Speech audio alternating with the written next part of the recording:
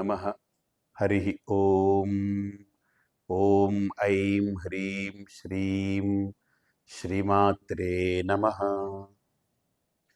మహాశక్తి యాగంలో పాల్గొనేటువంటి వాళ్ళందరూ కూడా శతకోటి కుంకుమార్చనలో పాల్గొనేవారు ప్రత్యేకంగా శ్రీయంత్రాన్ని వాళ్ళు అర్చిస్తారు. అంటే శ్రీయంత్రాన్ని ఒక ఈ పళ్ళెల్లో దీన్ని ముద్రించి దీన్ని అక్షయ పాత్రగా చూస్తాం. అక్షయము అని అంటే క్షయము కానిది. అంటే శ్రీయంత్రం అనేటువంటిది దివ్యశక్తి కదా, దానికి నాశనం ఉండదు. కాబట్టి ఆ శ్రీయంత్రం అనేటువంటి దివ్య శక్తిని మనం ఈ రకంగా దీంట్లో మనం ఏర్పాటు చేసుకుని దీన్ని వాళ్ళ ఎదుట ఉంచుకొని దీనిపై కుంకుమార్చన నిర్వహిస్తారు. ఇది కుంకుమార్చనకు ప్రధానంగా ఒక ఆధారంగా ఆలంబనంగా పెట్టుకుంటాం. ఇక్కడ వేరే ఫోటో పెట్టుకోక్కర్లేదు, వేరే విగ్రహం పెట్టుకోక్కర్లేదు, శ్రీయంత్రము కూడా తెచ్చుకోక్కర్లేదు, మొత్తం ఇందులో ఉంటుంది. కాబట్టి ఇదే పూజా పాత్ర, ఇదే మనకు శ్రీయంత్ర అక్షయ పాత్ర. కాబట్టి దీన్ని తప్పకుండా అందరూ స్వీకరించి దీంట్లో వాళ్ళు అర్చన చేసుకుంటారు. ఇది లేని వాళ్ళు, కొత్త వాళ్ళు ఎవరైనా సరే శ్రీపీఠాన్ని సంప్రదించి అక్షయ పాత్రని పొందొచ్చు. ఇక్కడికి రాలేని వాళ్ళు ఇంట్లో చేసుకునే వాళ్ళు కూడా చాలామంది అడుగుతున్నారు. వాళ్ళకు కూడా శ్రీపీఠాన్ని సంప్రదిస్తే అక్షయ పాత్ర వాళ్ళకి లభ్యమవుతుంది.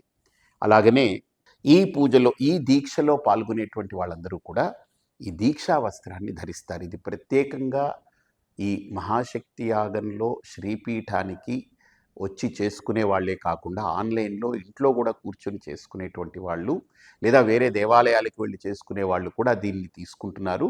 ఈ దీక్షా వస్త్రము కూడా ఎందుకు దీక్షా వస్త్రము కావాలి అనంటే, దీక్ష అనంటే అర్థం ఏంటనంటే మన యొక్క మనస్సుని ఏకోన్ముఖం చేసేది, అటు ఇటు కాకుండా స్కాటర్ అవ్వకుండా చెదిరిపోకుండా ఏకాగ్రతతో ఏకోన్ముఖంతో దాన్ని చూసుకున్నప్పుడల్లా మనకు ఒక అలర్ట్నెస్ అనమాట.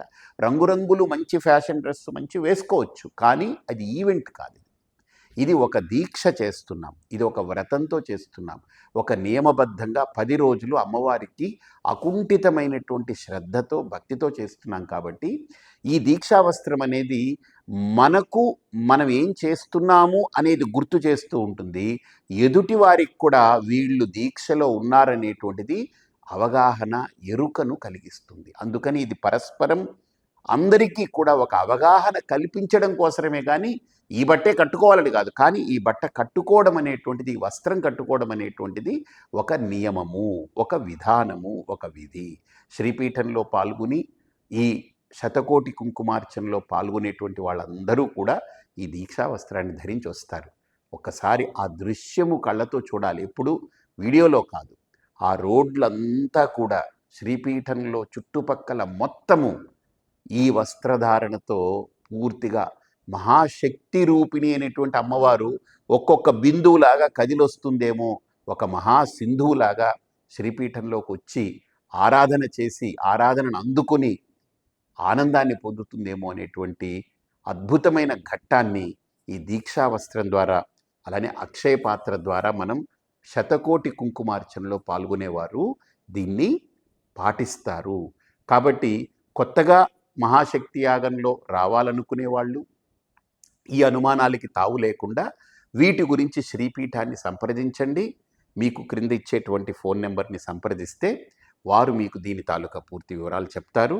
ఇక్కడే ఉన్నట్లయితే, స్థానికంగా ఉన్నవారైతే శ్రీపీఠాన్ని నేరుగా సంప్రదించి దీన్ని పొందొచ్చు.